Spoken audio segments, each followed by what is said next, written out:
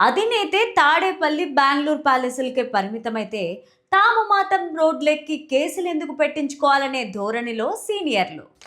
సరైన సమయం సరైన అవకాశం వస్తే వీరంతా వైసీపీకి గుడ్ బై చెప్పడం ఖాయమనే సంకేతాలు.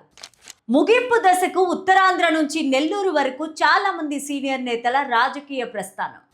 వైసీపీలో నేతలు క్షేత్రస్థాయిలో ప్రజల్లోకి వెళ్లడం, కూటమి ప్రభుత్వ వైఫల్యాలపై ఉద్యమించడం, క్లిష్ట పరిస్థితుల్లో ఉన్న కార్యకర్తలకు అండగా నిలబడడం వంటి పనులకు పూర్తిగా దూరం. సోషల్ మీడియా హెడ్లైన్స్ లో నిలవడమే రాజకీయం అన్నట్లుగా కొందరి వ్యవహారం. ఫ్యాక్షన్ పంతాలకు కేర్ ఆఫ్ అడ్రస్ గా ఉండే సీమ నియోజకవర్గాల్లో చాలా మంది మాజీ మంత్రులు, సీనియర్ ఎమ్మెల్యేలు తమ సొంత నియోజకవర్గాల్లో సైలెంట్. రాబోయే రోజుల్లో వైసీపీ కేవలం బోర్డులకే పరిమితమై నేతలంతా ఇతర పార్టీల వైపు వలస వెళ్లడం ఖాయంగా కనిపిస్తోంది. ఆంధ్రప్రదేశ్ రాజకీయాల్లో ప్రతిపక్షమైన వైఎస్ఆర్ కాంగ్రెస్ పార్టీ తీవ్రమైన నిశ్శబ్దాన్ని ఎదుర్కొంటోంది. పార్టీ అధినేత వైఎస్ జగన్మోహన్ రెడ్డి పర్యటనలు, ప్రజాక్షేత్రాల్లో కదలికలు తగ్గడంతో పార్టీలోని ద్వితీయ శ్రేణి, ముఖ్యంగా సగానికి పైగా సీనియర్ నాయకులు పూర్తిగా ఫీల్డ్కు దూరమయ్యారు. సిక్కోలు నుంచి నెల్లూరు వరకు, అటు రాయలసీమ కోటల వరకు ఒకప్పుడు ఉద్దండ పిండాలుగా వెలిగిన వైసీపీ సీనియర్లు ఇప్పుడు నియోజకవర్గాల్లో ముఖం చాటేస్తున్నారు. పార్టీ భవిష్యత్తు పైన నమ్మకం కుదరకపోవడమా, లేక మారుతున్న రాజకీయ సమీకరణాలతో గోడ మీద పిల్లివాటంలా వ్యవహరిస్తున్నారా? ఈ వీడియోని చివరి వరకు చూడండి. ప్లీజ్ లైక్ చేయండి, షేర్ చేయండి, అలాగే బెల్ బటన్ నొక్కి సబ్స్క్రైబ్ చేసుకొని స్కిప్ చేయకుండా ఎండింగ్ వరకు చూడండి. ఇక హెడ్లైన్స్ చూద్దామా?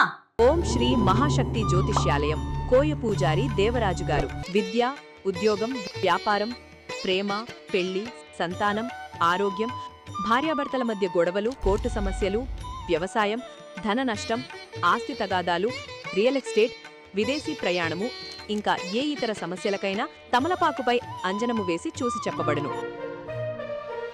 జగన్ ఫుల్ టైం రాకపోవడమే ప్రధాన మైనస్. వారసుల భవిష్యత్తు కోసం గోడ మీద పిల్లివాటం. రాయలసీమలోనూ అండర్ ప్లే రాజకీయం. స్టోరీలోకి వెళ్తే, ప్రస్తుతం వైసీపీలో యాక్టివ్గా ఉన్నట్లు కనిపిస్తున్న కొద్ది మంది నేతలు సైతం కేవలం తాడేపల్లి కేంద్రంగా లేదా వారి వ్యక్తిగత కార్యాలయాల్లో ప్రెస్ మీట్లు పెట్టడానికే పరిమితమవుతున్నారు. క్షేత్రస్థాయిలో ప్రజల్లోకి వెళ్లడం, కూటమి ప్రభుత్వ వైఫల్యాలపైన ఉద్యమించడం, క్లిష్ట పరిస్థితిలో ఉన్న కార్యకర్తలకు అండగా నిలబడడం వంటి పనులకు వీరు పూర్తిగా దూరంగా ఉంటున్నారు. కేవలం మైకుల ముందు ఘాటు విమర్శలు చేసి సోషల్ మీడియా హెడ్లైన్స్ లో నిలవడమే రాజకీయం అన్నట్లుగా కొందరు వ్యవహరిస్తూ ఉండడంతో క్షేత్రస్థాయిలో క్యాడర్ తీవ్ర నైరాశ్యంలో మునిగిపోయింది. ఉత్తరాంధ్ర నుంచి నెల్లూరు వరకు గమనిస్తే చాలా మంది సీనియర్ నేతలకు తమ రాజకీయ ప్రస్థానం ముగింపు దశకు చేరుకుంది. ఇప్పుడు వారి ప్రధాన ఆందోళన అంతా తమ వారసుల రాజకీయాల భవిష్యత్తు గురించే. ప్రస్తుత పరిస్థితుల్లో వైసీపీ తరపున గట్టిగా నిలబడి అధికార కూటమిపై పోరాడితే భవిష్యత్తులో తమ వారసులకు పొలిటికల్ కెరీర్ లేకుండా పోతుందేమో అన్న భయం వారిని వెంటాడుతోంది. అందుకే అధికార పక్షంలో అనవసరమైన వైరాన్ని తెచ్చుకోకుండా తమ వ్యాపారాలను, ఆస్తులను కాపాడుకుంటూ అండర్ ప్లే చేస్తున్నారనేది స్పష్టమవుతోంది. వైసీపీకి కంచుకోట లాంటి రాయలసీమ జిల్లాలోనూ ఇదే పరిస్థితి కనిపిస్తోంది. ఫ్యాక్షన్ పంతాలకు కేర్ ఆఫ్ అడ్రస్ గా ఉండే సీమ నియోజకవర్గాల్లో చాలా మంది మాజీ మంత్రులు, సీనియర్ ఎమ్మెల్యేలు తమ సొంత నియోజకవర్గాల్లో కూడా సైలెంట్ అయిపోయారు. క్యాడర్ను కాపాడుకోవడానికి కనీస ప్రయత్నాలు కూడా చేయడం లేదు. అధికార పార్టీ శ్రేణుల నుంచి వస్తున్న ఒత్తిడిని తట్టుకుంటూ లో ప్రొఫైల్ మెయింటైన్ చేయడం ద్వారా ప్రస్తుత గండం నుంచి గట్టెక్కొచ్చనేది వారి ఆలోచనగా కనిపిస్తోంది. అవసరమైతే తప్ప బయటకు రాకూడదనే ఒక అలిఖిత నిబంధనను వారు పెట్టుకున్నట్లు పొలిటికల్ సర్కిల్లో టాక్ నడుస్తోంది.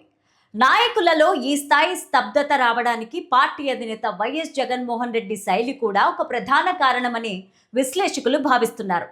జగన్ పూర్తిగా విధుల్లోకి వచ్చి నిరంతరాయంగా ప్రజా పోరాటాలు చేయకపోవడంతో కింది స్థాయి నేతలకు కూడా ఆ అవసరం కనిపించడం లేదు. అధినేతనే తాడేపల్లి బెంగళూరు ప్యాలెస్లకే పరిమితమైతే తాము మాత్రం రోడ్లెక్కి కేసులు ఎందుకు పెట్టించుకోవాలనే ధోరణి సీనియర్లలో బలంగా నాటుకుపోయింది. లీడర్షిప్ నుంచి స్పష్టమైన యాక్షన్ ప్లాన్, భరోసా లేకపోవడమే ఈ రాజకీయ శూన్యతకు ప్రధాన కారణం. ఈ సుదీర్ఘ నిశ్శబ్దం వెనుక మరో పెద్ద వ్యూహం ఉందనే ప్రచారం కూడా జరుగుతోంది. ప్రస్తుతం తటస్థంగా ఉంటూ రాబోయే రోజుల్లో రాజకీయ గాలి ఎటు వీస్తే అటువైపు దూకేందుకు వీరు మానసికంగా సిద్ధమయ్యారు. కూటమి ప్రభుత్వంలో ఏమైనా అసంతృప్తులు తలెత్తినా లేదా కేంద్ర రాష్ట్ర రాజకీయాల్లో మార్పులొచ్చినా తమకు అనుకూలమైన పార్టీలోకి మారిపోయేందుకు వీలుగా వీరు ఏ పార్టీని తీవ్రంగా దూషించకుండా సేఫ్ గేమ్ ఆడుతున్నారు.